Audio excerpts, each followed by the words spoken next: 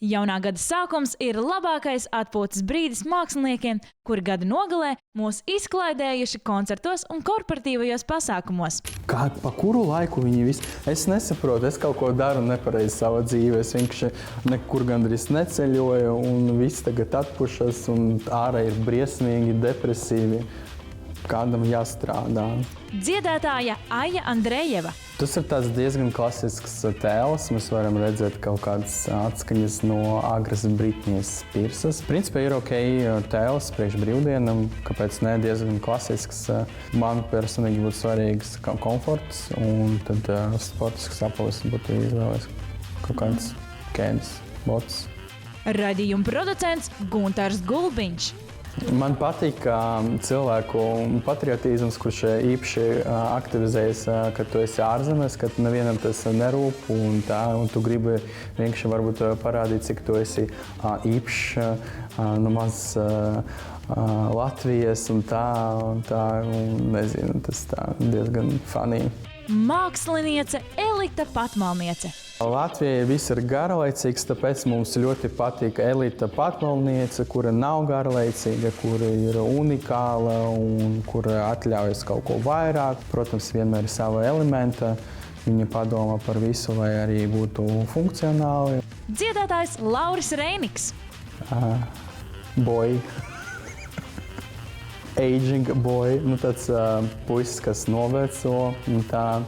Es ļoti vēlos, lai, kad es būšu Laura vecumā, tādas lietas ar mani nenotiktu.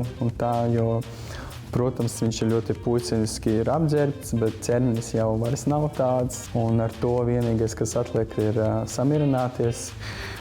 Un varbūt reizēm arī vajadzētu piesekt to visu. Es ceru, ka viņš atradīs mieru. Runājot par pašu komplektu, viņš ir ok.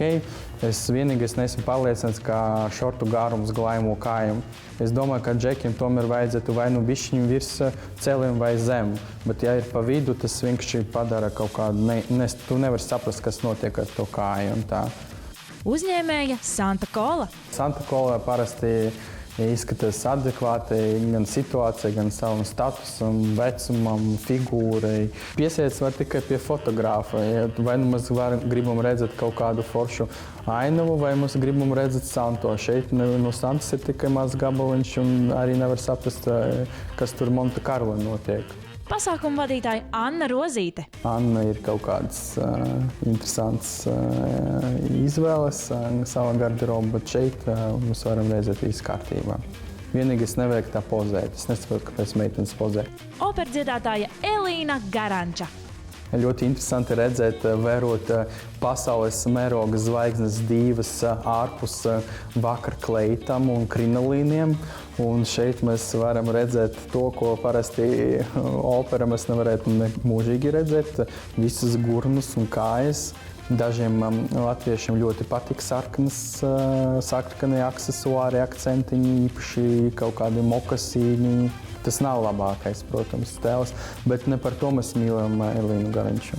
Visu raidījumu skaties Latvijas Telekom televīzijā 360 TV un aplikācijā Shortcut.